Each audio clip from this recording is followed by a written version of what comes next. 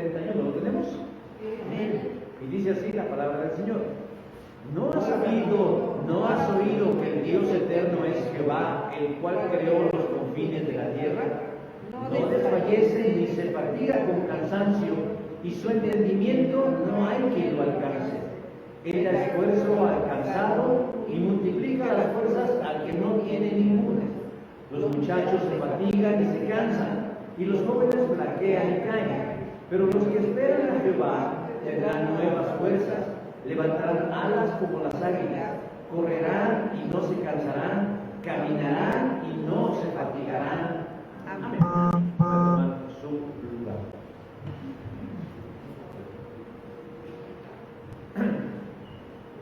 Popeye el Marino fue un personaje muy famoso, creado en 1919, es decir, que en algunos años más va a cumplir 100 años.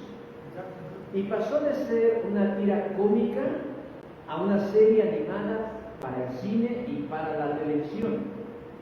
Popeye el Marino es un personaje muy peculiar en su manera de hablar y de reír. Tiene los músculos de sus antebrazos muy desarrollados y tatuados un ancla en cada uno de ellos.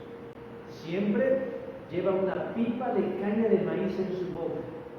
Tiene poco cabello y el escaso cabello que tiene es de color rojizo.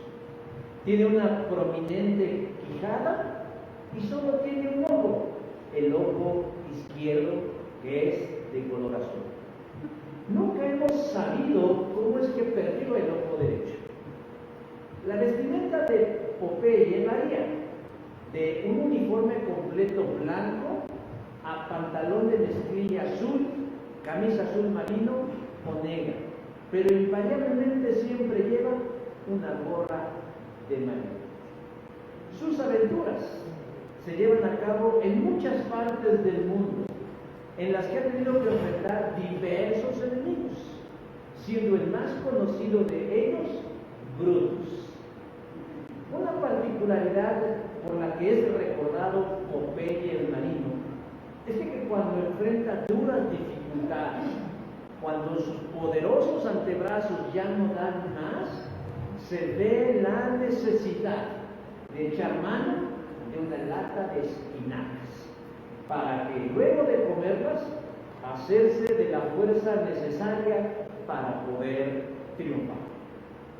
Qué fácil sería la vida si cuando nosotros no tenemos fuerza necesaria, hubiera una lata de espinacas o de cualquier alimento que nos guste para hacernos de esa fuerza necesaria para seguir adelante.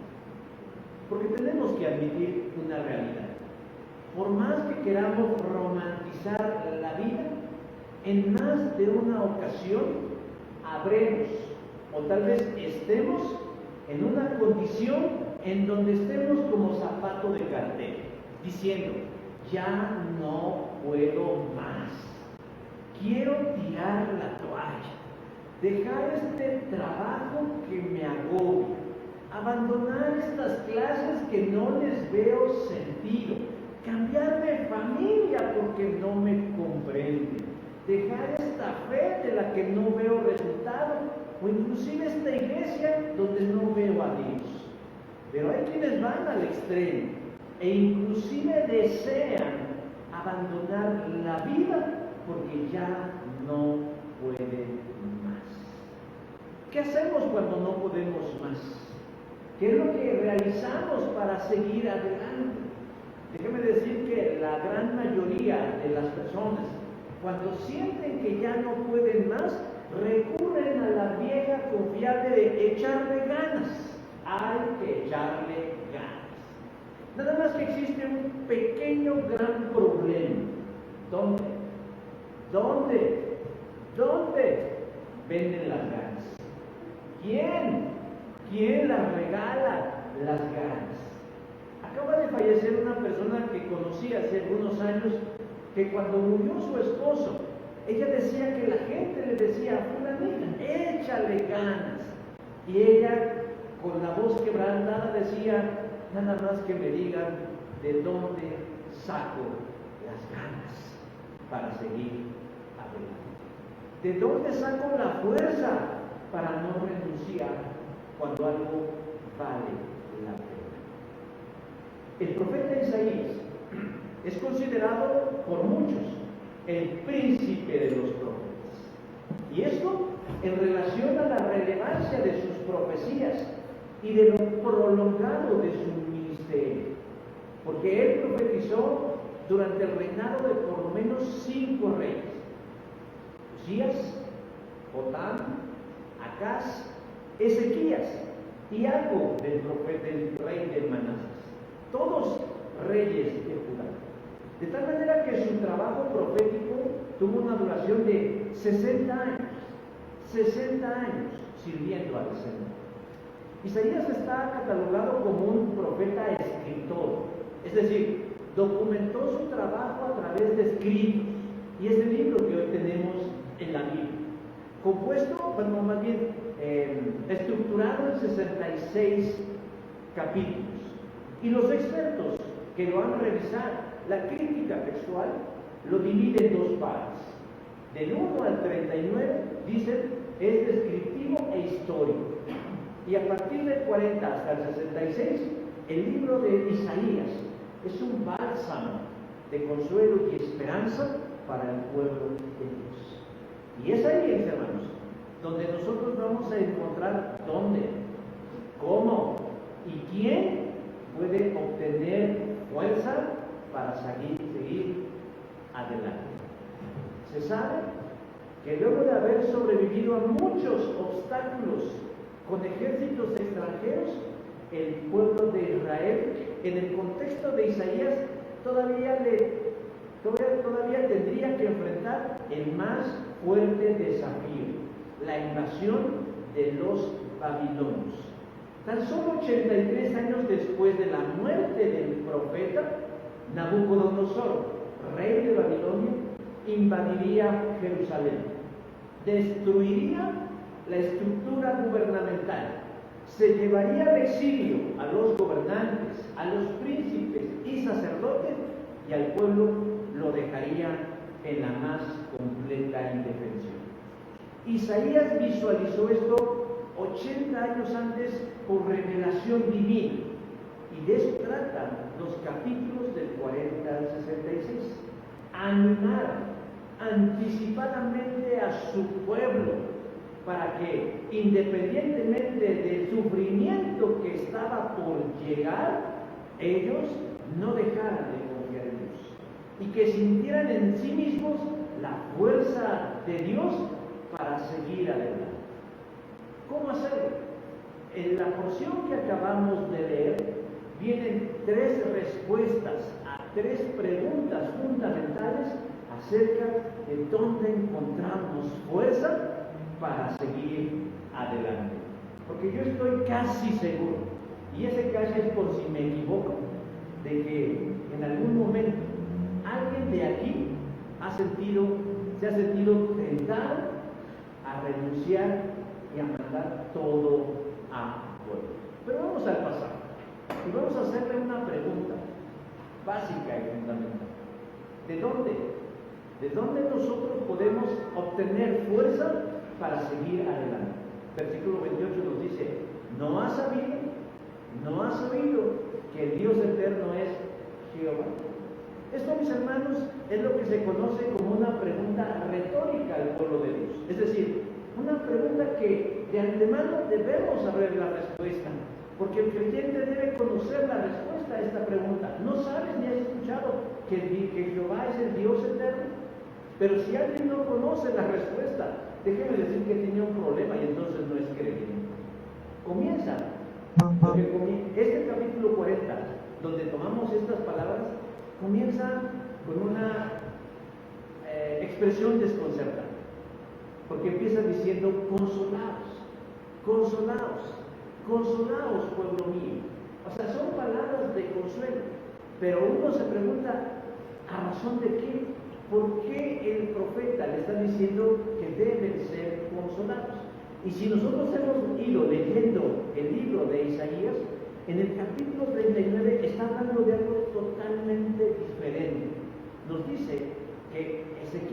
o Ezequías, había enfermado de gran gravedad, pero Dios le sanó, capítulo 38.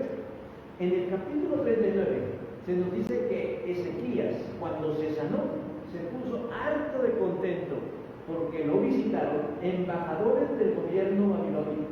Y él, en respuesta a esa visita, les mostró la casa de su tesoro: plata, oro, especias, ungüentos y toda clase de armas, y todo lo que se hallaba en sus tesoros.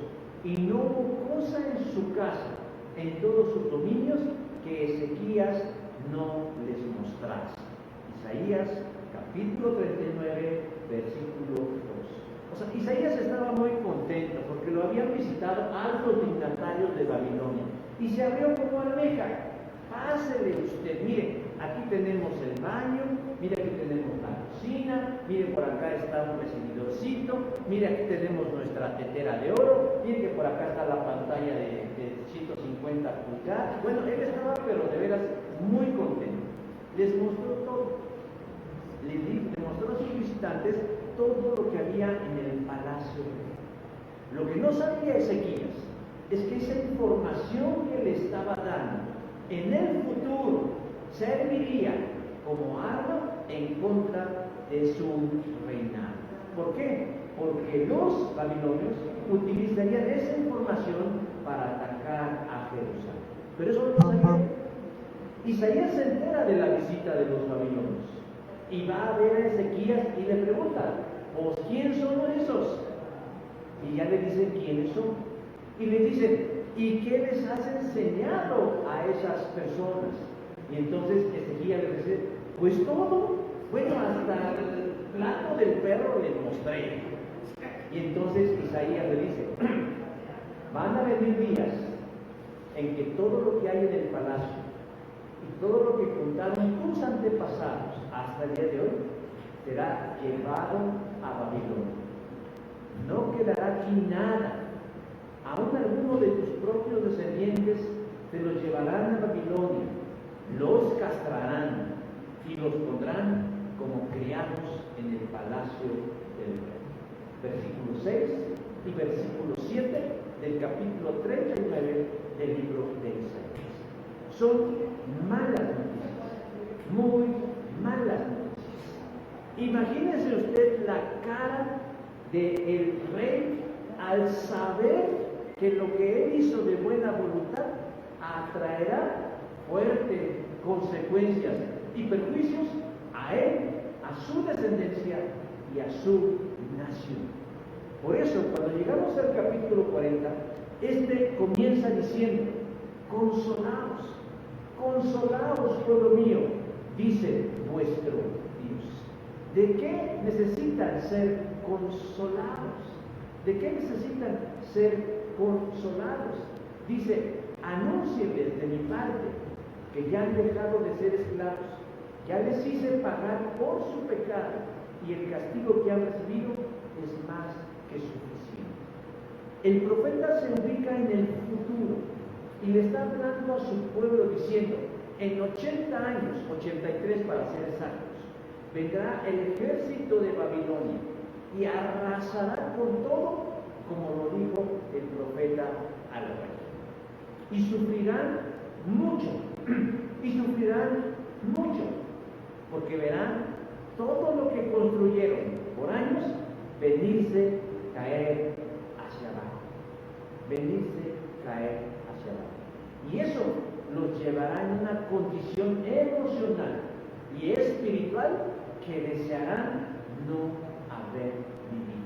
Y se sentirán tentados a perder la esperanza y la fuerza para seguir adelante. Pero Isaías, de manera preventiva, les pregunta lo que dije al principio en el verso 28. ¿No has sabido y no has oído que el Dios eterno es Jehová? ¿De dónde pues nosotros vamos a obtener fuerza para seguir adelante? ¿De dónde pues nosotros vamos a hallar aliento para continuar en la línea de la vida? ¿Cómo pues podemos nosotros ir viviendo y no desfallecer en el intento? Pues obviamente en el Dios eterno. eternidad. Es una cualidad, es una característica de Dios. La fortaleza que requerimos nosotros para seguir adelante no va a venir de un bonito pensamiento, no va a venir de un concepto divino, sino de una persona que es eterna y que es suficiente. La palabra de la que traducen eterno es la palabra hebrea olam, que significa precisamente eternidad. Pero me llama la atención que también olam significa dueño del universo, de tal manera que lo que el escritor quiere decirnos y le quiere decir al pueblo de Israel es que cuando nosotros enfrentamos situaciones de agobio, de cansancio y de desesperación, al lugar donde nosotros debemos acudir es a la presencia del Rey del universo, que es eterno, el cual es dueño de todas las cosas. Cuando hablamos de eternidad, mis hermanos, debemos entender algo preciso. Dios no tiene un comienzo, Dios no tiene un principio y por lo tanto no tiene un final. Por eso el alma del hombre no es eterna, porque sí tiene un principio y sí tiene un final. Pero Dios no es eterno porque ha existido siempre. De tal forma que cuando leemos Génesis 1:1 dice, y en el principio creó Dios los cielos y la tierra, se nos revela esa verdad de su eternidad. Él dio comienzo a todas las cosas que existen porque Él ya estaba antes, Él ya existía desde antes y no tiene un principio y por eso es eterno. Y esa eternidad y ese paso del tiempo a lo largo de los siglos y de las centurias le da sabiduría y poder para saber ayudarnos cuando más lo necesitamos. Jesús lo ejemplificó de esta manera cuando habló con Juan en el libro del Apocalipsis. Yo soy el alfa y la omega, el principio y el fin. Como tratando de decir, ustedes están en medio del principio y el fin, del alfa y del omega, pero como Dios no tiene principio y Dios no tiene fin, estamos inmersos en un infinito poder de Dios. Ahora, ¿cómo es posible la eternidad de Dios? Dicen los filósofos que Dios es un ser subsistente, que existe por sí mismo, que no necesitó del hombre para ser o para existir. Si nosotros existíamos o no, Él sigue siendo Dios. Si nosotros nos aniquilamos y desaparecemos, Él sigue existiendo porque Él es Dios. Él no requiere de nosotros y no podemos medirlo ni cuestionarlo porque Él está por encima de todo y por fuera de todo. Y por eso el ser humano no puede comprender. Hermanos, si nosotros estamos buscando fuerza, ¿en quién la buscamos? ¿En una lata de espinacas o en un ser subsistente, en el que ha sido eterno, pero que además es dueño del universo? Es poderoso, dice verso 28, el cual creó los confines de la tierra. En la apologética, que es la defensa estructurada de la fe, existen argumentos sólidos para demostrarle al incrédulo la existencia de Dios. Y uno de los argumentos más efectivos para probar la existencia de Dios se le conoce como el diseño inteligente. ¿En qué consiste el argumento del diseño inteligente para convencer al incrédulo y aún al creyente de la existencia de Dios? En observar lo que nos rodea, en tan solo mirar a nuestro alrededor y descubrir en sus detalles y en la precisión de esos detalles, concluyendo que lo que vemos no puede ser resultado del azar, ni del destino, ni de la magia, sino de una mente prodigiosa y de una voluntad dispuesta, de una mente inteligente. Imagine usted por un momento que usted viaja a un bosque o a un lugar donde no hay civilización y de pronto en su andar se encuentra un reloj, el que usted busca, ya sea un reloj de estos modernos que le dicen a uno pare, se siente, se tome agua, duerma y descanse, o de los clásicos con maquinaria y con cuerda. Si usted llega y se encuentra un reloj en un paraje donde no hay civilización, usted cuando lo toma entre sus manos no va a decir, ah, caray, mira, aquí los relojes se dan en el suelo. No, ¿verdad? Sería absurdo y ridículo pensar que ese reloj se creó por generación espontánea, que fue fruto de la combinación de elementos cósmicos o que simplemente algo lo hizo nacer de la tierra. No, alguien lo puso ahí.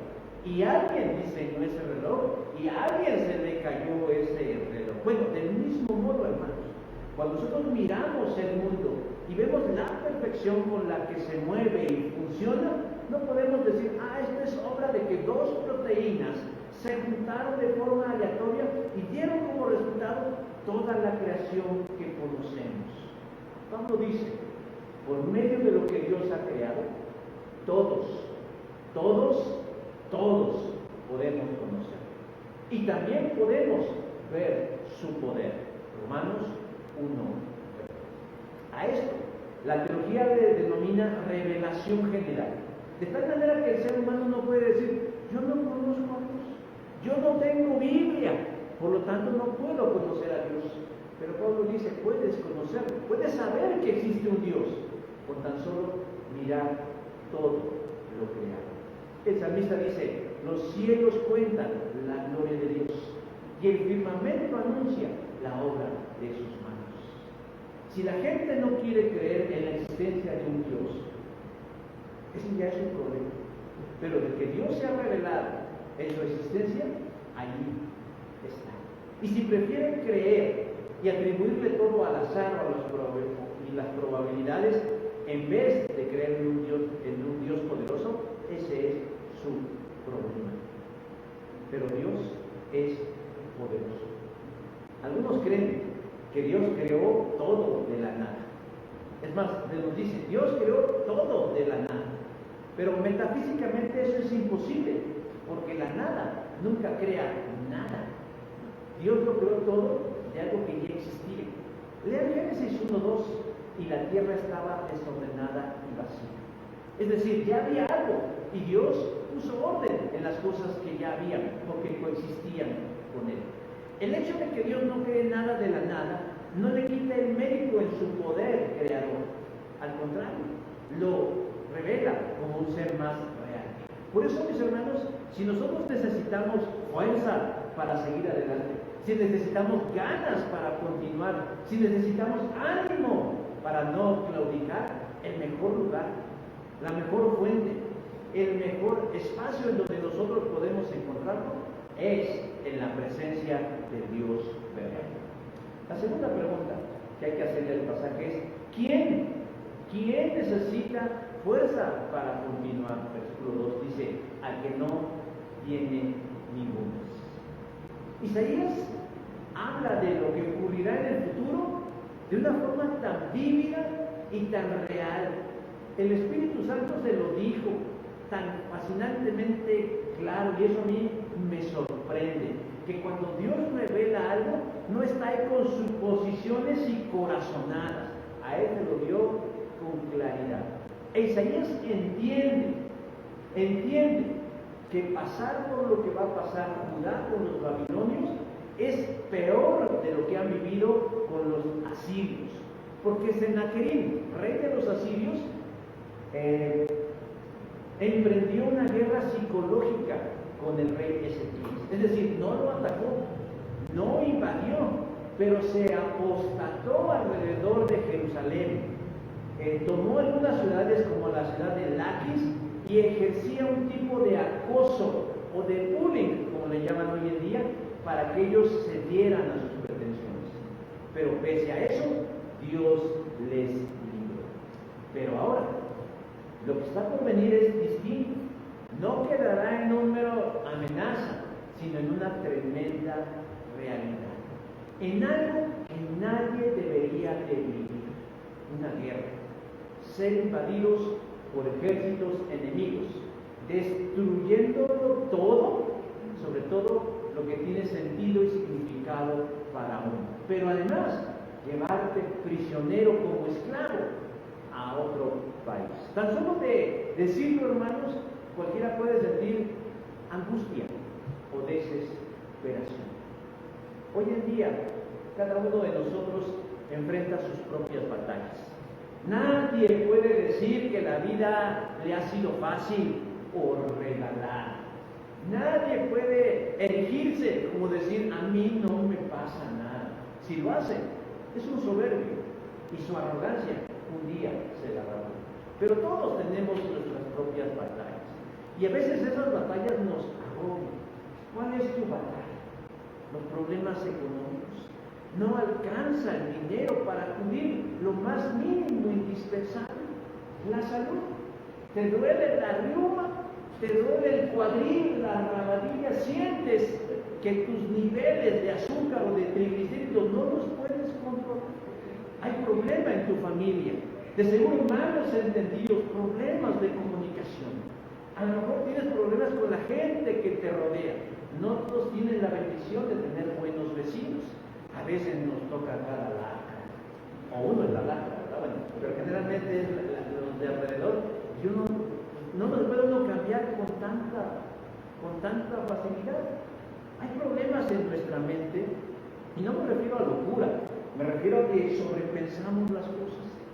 Hay problemas con la pareja, no nos comprendemos, ya nos damos asquito, de pronto ya como que no nos gustan las cosas. Los hijos, alguien decía por ahí que conforme los hijos crecían, también crecían los problemas. Antes les comprábamos un chupirul, y ahora tienen un iPhone 16 Pro Max, que salen muchísimo más caros. Tenemos problemas con nuestros padres, los vemos envejecer y sabemos que algún día tendremos que cambiarles el pañal o ir corriendo al hospital porque ya se nos están ahogando. En fin, todos enfrentamos batallas y podemos sentirnos oprimidos, deprimidos y exprimidos. Ya lo dijo Charlie Brown, nuestro problema es el orgullo. No queremos reconocer que somos incapaces de manejar solos los problemas de la vida. Y es ahí donde empieza el problema, mis hermanos. Ahí es donde radica por qué no recibimos la fuerza que necesitamos o que queremos. Porque aunque estamos al borde de la desesperación, aunque tenemos el agua hasta el cogote, el orgullo batalla y batalla, impidiéndonos recibir la ayuda que necesitamos. ¿Qué van a decir? Que soy débil, voy a andar pidiendo frías, me van a ver vulnerable y se van a aprovechar de mí. No, me debo sentir autosuficiente. La gente que milita en grupos de autoayuda conoce perfectamente esto y le llaman precisamente enfermedad del orgullo. ¿Y sabe usted cómo han encontrado ellos la solución? Quienes han podido superar su problema de adicciones a la comida, al alcohol o a las sustancias, a las relaciones destructivas, ¿saben cuándo empiezan a sanar? No el día que saben que están enfermos, sino el día que reconocen su error. El día que se asumen como cansados, fatigados, agobiados, diciendo, ahora sí, ya no puedo más. ¿Quién puede recibir la fuerza del cielo cuando ya no puedo más? Versículo 29. Él da fuerzas al cansado. La palabra hebrea de la que tradujeron cansado es yaef, que significa el que está a punto de rendirse. Aquel que admite que no puede más, que su orgullo y su arrogancia no le sirven para nada. En una ocasión, un ingeniero iba manejando su camioneta pick-up en una carretera, en un lugar apartado, cuando de pronto en el camino miró a un anciano encorvado, porque sobre sus espaldas llevaba una pesada carga de leña. Se orilló un poco antes del anciano, se bajó de su camioneta y le dijo: te ayudo, anciano, para que puedas llegar rápido y sin tanta carga sobre tu espalda. El anciano sonrió alegre. Con dificultad se subió a la parte trasera de la camioneta junto con su carga. No se la vayan a robar, ¿verdad? El ingeniero se subió también y arrancó. Y yendo en el camino, por curiosidad, volteó a la parte trasera de la camioneta. ¿Y qué creen que encontró? Al viejito parado con su carga de leña sobre la espalda y haciendo malabares para no caerse en el camino. Y de pronto se detiene así, de sopetón, y el abuelito sintió que se le salía el único diente que le quedaba. Y entonces, enojado, el ingeniero le dice: ¿qué te pasa? ¿Por qué no bajaste la carga y vienes así parado? Y el viejito, con toda ternura, le dijo: dispénseme, señor, pero es que no quise ser encajoso y quise ayudarle tantito. Hermanos, así están algunos. Aunque ya están al borde de la locura, no quieren ser encajosos con el Señor, diciendo: es que el Señor tiene cosas más importantes que hacer. De seguro, matar el hambre de los niños en el África, ayudar a los damnificados de Myanmar y de Tailandia, de seguro curar el cáncer. No sé, Dios tiene cosas más importantes, pero a Dios no le importa. Y yo no tengo para pagar la mensualidad de este Señor. A Dios no le importa mi malestar físico, pero déjenme decir que sí es importante. Porque Jesús dice: vengan a mí todos ustedes. ¿Quiénes? Los que están cansados y agobiados.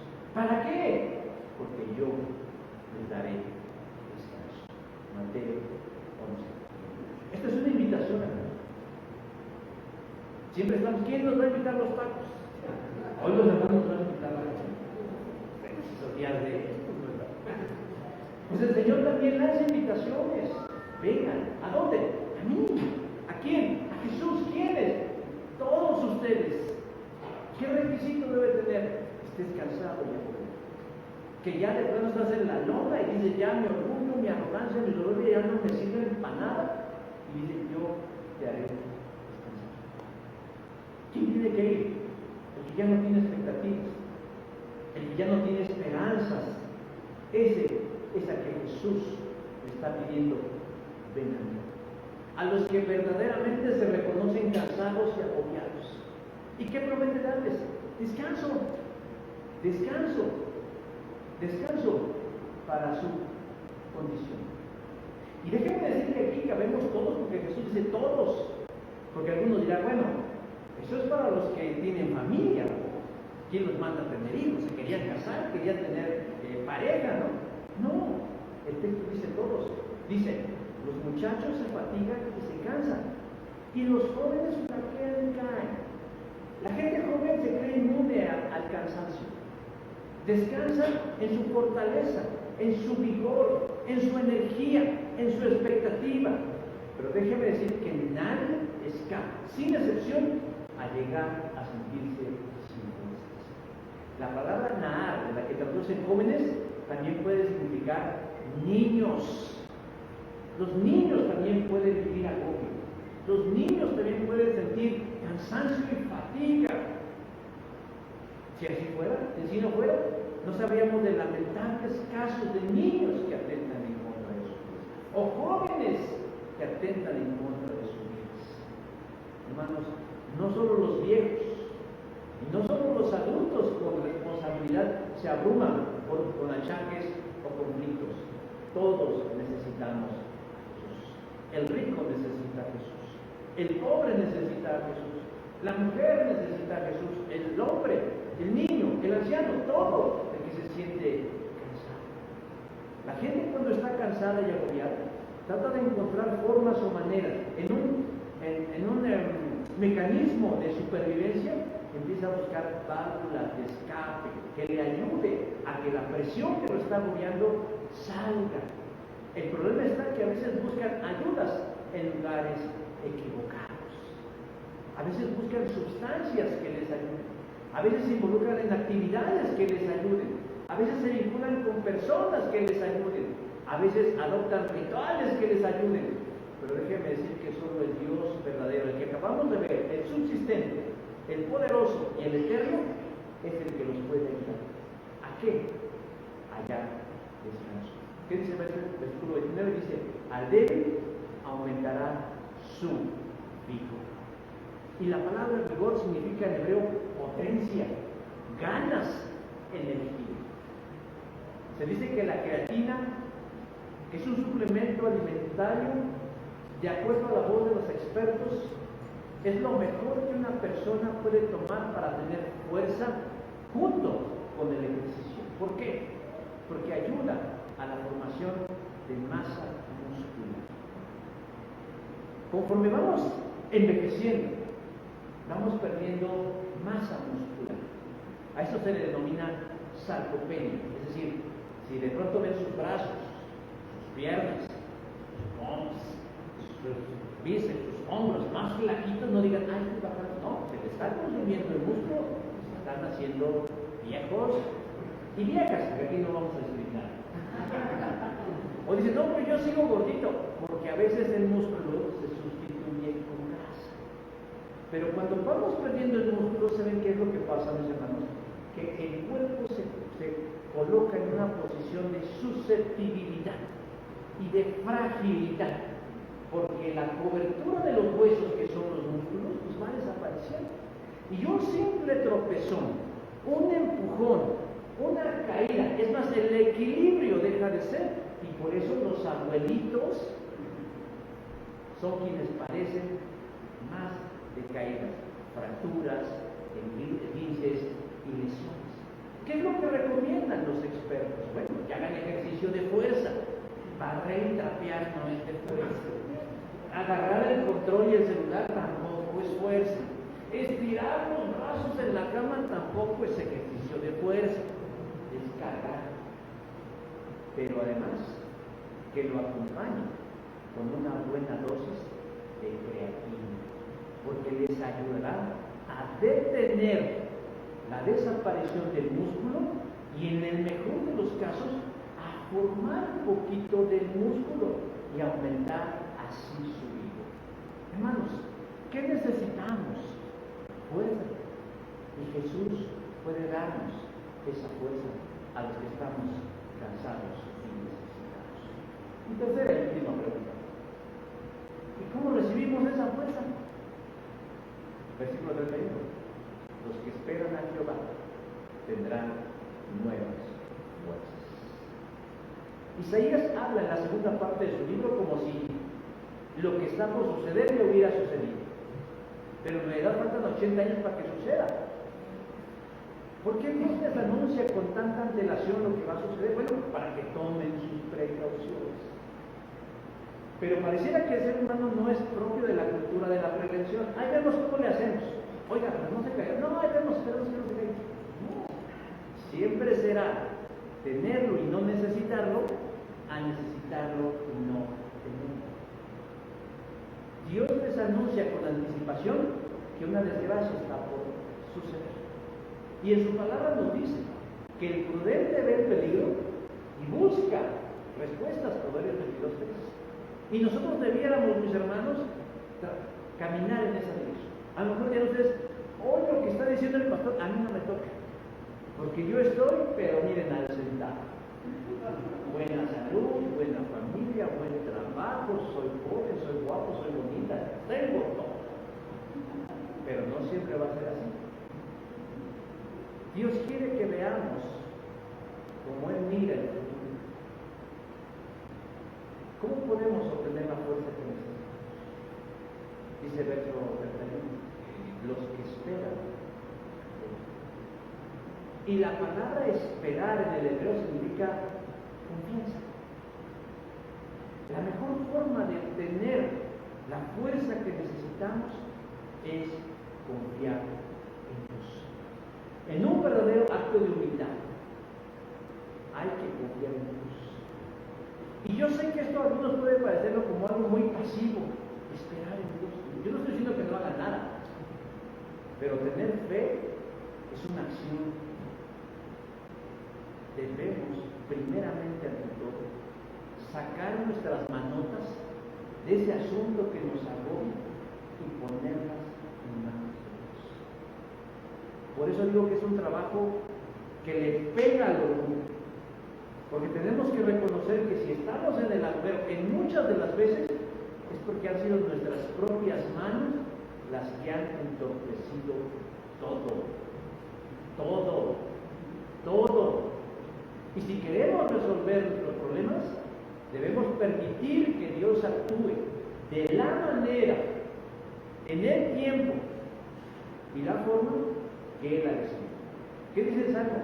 Quédense quietos, sepan que yo soy Dios. Salmo 46, verso 10. El rey Ezequías fue amenazado por el rey de Asiria, decía yo, en una batalla psicológica. Pero el error del rey de Asiria es que denostó al Dios de los hebreos diciendo: ¿por qué confían en el Dios de los hebreos si los dioses de otros pueblos no han podido detener? Si ustedes leen más adelante, más atrás del libro de Isaías, en el capítulo 37 ustedes van a encontrar que Dios, mediante un ángel, mató a 187,000 soldados. Israel no hizo absolutamente nada más que esperar en Dios. ¿Han escuchado hablar del deísmo? El deísmo es una forma de pensar de algunos, inclusive creyentes en Cristo, y consiste básicamente en creer que existe un Dios que hizo el mundo y que lo dejó girando solo y Él lo mira desde las alturas. No creen en la intervención divina. Y digo que hay cristianos que son deístas, y en realidad no serían cristianos, pero bueno, hay gente que dice que es cristiana pero es deísta porque confía en que un médico, confía más en un médico que le dará salud, en un abogado que le ayudará con un problema de la ley, a un Dios que puede intervenir y resolverlo. No estoy hablando de una fe irracional, estoy hablando de una fe activa, esperar en Dios. Aunque pareciera que no hacemos nada, hacemos mucho, porque quitamos el orgullo y la autosuficiencia de nuestro corazón y nuestro pensamiento y decimos: Señor, éntrale, porque yo no he podido resolver todos mis problemas en tanto tiempo. ¿Cómo podemos obtener la fuerza que necesitamos? El texto lo dice. Y si el texto lo dice, yo lo creo. Y si no lo creo, debo decirle al Señor: ayúdame a creer. Porque tú dices: los que esperan en Jehová, ¿qué onda? Tendrán nuevas fuerzas. Ahí está la respuesta. Quien espera en Jehová tendrá nuevas fuerzas. ¿Y qué harán esas fuerzas en mi vida? Por lo menos va a ser 3 cosas. La primera de ellas, dice el verso 31, levantarán alas como águilas. Si recuerdan, espero que sí, la predicación de la semana anterior, hablamos de la mujer del capítulo 12 del libro del Apocalipsis. Y descubrimos que cuando el dragón, que era el Satanás, iba a atacarla, le fueron dadas alas de la gran águila para llevarla a refugiarse en el desierto. Y dijimos: ¿qué significaba eso? Protección. Protección. Dios promete proteger nuestras vidas. Dios promete proteger nuestros bienes. Dios promete proteger nuestra integridad. Dios promete proteger aquello que nosotros depositamos en sus manos. Él tiene cuidado de nosotros. Él vela nuestros agravios inclusive. ¿Qué dice el Salmo 18? Él es el Dios que le da su merecido a los que me dañan y me rescata de mis enemigos. ¿Por qué? Porque Él tiene cuidado de mí. Y yo puedo dormir confiado porque sé que Él tiene cuidado de mí. ¿Qué dijo Jesús? No tengan miedo al que puede matarles el cuerpo. Ténganle más miedo al que puede matar el cuerpo y echar el alma al infierno. Y ese es Dios. Pero Dios no quiere hacer eso porque es contraria a su naturaleza amorosa. Entonces Dios me da protección. Pero ¿qué otra cosa me da Dios con sus fuerzas? Dice: correrán y no se cansarán. Dios no promete quitarnos los problemas. No va a evitarnos los problemas. Porque Él en su infinita sabiduría sabe que debemos vivir esos procesos. Porque esos procesos nos hacen más fuertes, nos hacen crecer y nos acercan más a Él. Me encanta una canción de Samuel Hernández que dice: yo le pedí a Dios que sanara a mi madre y no la sanó. Pero entendí que Él sabía lo que era mejor para ella y no para mí. Y con eso estoy. Dios en su infinita sabiduría sabe lo que debemos vivir. Que en la carrera de la vida uno se va a cansar. Que uno puede tirar la toalla, pero con la fuerza del Señor podemos continuar hacia adelante. Ayer corrí 8 kilómetros y alguien me preguntó cómo me fue. Del kilómetro 6 al kilómetro 100 en Ciudad Universitaria es subir. Yo estoy acostumbrado a correr en el bosque de Tao y es planito, todo es planito. Pero imagínense ustedes durante casi 7 minutos en subida a mi edad, que soy un viejo, un anciano, un decadente y decrépito hombre de casi 54 años, correr yo sí dije, ¿yo qué estoy haciendo aquí? Si podría estar en mi casa, si podría estar descansando, disfrutando, viendo una película y rascándome entre los dedos de los pies. Pero antes, estoy haciendo una analogía. De pronto me dice, pues si ya estás aquí, entra. Acuerda tus técnicas para correr en su vida y súbele. Y cuando llega uno, la satisfacción de saber que ese kilómetro de su vida no nos pudo vencer y nos dio más fuerza para seguir adelante. ¿Qué pasa, hermanos? Cuando estamos en medio de un problema, el Señor nos da sus fuerzas. Dice, correrás y no te vas a cansar, no te vas a rendir, no vas a tirar la toalla. ¿Por qué? Porque yo estoy contigo, no voy a tu lado, voy en ti. Yo soy esa fuerza que te impulsa a ir hacia adelante.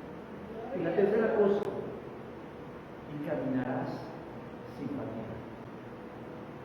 Vivir casi, vivir nos consume. Y eso se le llama ¿cómo? Hacerse viejo. Nadie se está haciendo más joven, ¿verdad? Ni que fuera Benjamin Button, o sea, solamente Brad Pitt en esa película. Sí, nos podremos poner todos los guapos que ustedes quieran. Ah, caray, ese señor de 54 años se ve muy interesante. Mi esposa ya me dio permiso que cuando ella muera, yo no solo volveré a casar. El problema es que si yo me muero antes, ya no voy a poder cumplir la promesa, pero bueno. Pero no crean ustedes, aquí donde me ven así, como ven, sí tengo mi club de fans. Voy con mi hija al gimnasio y le he dicho, oye, si tu papá por qué vive solo, oye, si tu papá es viudo, oye, si tu papá está jubilado, no. Y digo, si así me estoy poniendo de viejo, ¿cómo me pondré de anciano? Bueno, los hombres viejos, o damos asco o damos dinero. Yo no tengo ninguna de las dos. Bueno, hermanos, vivir con su... Y eso se le llama envejecimiento. Pero no solo envejecemos del cuerpo, envejece nuestra mente y envejece nuestro espíritu. Jacob, el padre de José, cuando llegó delante del faraón, este se maravilló al verlo con 130 años y caminando. Él dijo, wow, 130 años, no, hombre, qué maravilla. Y Jacob atinó a decir, solo viví 230 años. Una vida corta con muchas dificultades. Génesis 4. En otras palabras le dijo, he vivido pocos y malvividos años. ¿Le parecen pocos 130 años? Andar caminando. Algunos tienen 30 y ya parecen ancianos. Hay gente que nació bien. Pero ¿por qué se siente así, Jacob? Porque la vida le ha peleado. Porque no la vivió en plenitud. Porque siente que le faltaron oportunidades, porque siente que la vida no fue justa con él. Pero eso no es culpa de Dios, es culpa de él. Porque no supo centrar su mirada en Dios. Pero cuando Dios es nuestra fuerza, hermanos, la vida no nos consume. Al contrario, nosotros la consumimos a ella hasta que se termine. Alguien dijo por ahí que la vida es un helado. Del sabor que usted guste, de helado, de limón, de vainilla, de chocolate, combinado, del que usted quiere, hasta de uva, que casi no hay. La vida es un helado. Usted decide si quiere comérselo o no. Porque si no se lo come, todo no se va a derretir. Y se lo come, pues mejor cómaselo. Disfrútelo, consúmalo hasta el final. ¿Y qué mejor que hacerlo con las fuerzas del Señor? En 1989, Arthur de Moss inició una cruzada mundial distribuyendo de su propio dinero y de forma gratuita un libro que tituló Fuerza para Vivir. El título por sí mismo resultó inspirador. Yo les hablo desde el corazón diciendo que yo tenía 19 años cuando ese libro llegó a mis manos y cumplió su propósito. Yo era un joven anciano que a los 19 años sentía que no habría un mañana. Y el texto de ese libro me ayudó porque cumplió su propósito. Me remitió al Evangelio de Jesús. Y por primera vez me enteré que había un Dios que se interesaba por mí y que en Él podía encontrar esperanza para seguir adelante. Solo de leer ese libro vino la luz a mi mente y la paz a mi corazón. No recibí al Señor a los 19 años. Me tardé un poquito más, porque estaba yo como viejito con mi cara ya. Pero no importa. Fue tal impacto el movimiento de Fuerza para Vivir de 1989 que la revista Proceso le dedicó una crítica a cargo de su colaborador Enrique Massa bajo el título diciendo: el libro Fuerza para Vivir contradice la fe cristiana y propugna una religión común. Para Enrique Massa le resultaba imposible creer que Dios interviene a favor de las personas, y más cuando las personas necesitan un pequeño, gran empujón para seguir adelante. La fuerza de Dios, mis hermanos, no es una cosa, no es algo que Dios nos da, es el mismo dándose a nosotros. La vida no es sencilla, la vida no es fácil, pero no están solos para enfrentarla. A la luz del pasaje, el Señor les está diciendo: no están solos. Él no les va a quitar sus problemas, pero les va a ayudar a vencer sus problemas, para que se sientan satisfechos de haber contribuido en el desarrollo de la solución de sus problemas. Él promete estar con ustedes, inyectarles de su poder para seguir adelante. Cuando más lo necesiten, cuando sientan que ya todo terminó, ustedes clamen al cielo y díganle: Señor, reclamo tu promesa. Pon en mí esa fuerza que necesito para seguir adelante, para continuar y para mirar con esperanza el día de hoy, las horas por venir o la vida que tengo. El futuro en esta tierra es incierto, pero en Jesús somos más que vencedores. Amén. Vamos a ponernos de pie y vamos a orar. Señor Dios, yo te doy gracias en esta hora, porque sé, Señor, que hoy tú has hablado a nuestras mentes y a nuestros corazones a través de tu palabra. Y en algo has utilizado a este débil y falible instrumento, honra y gloria sea tu nombre.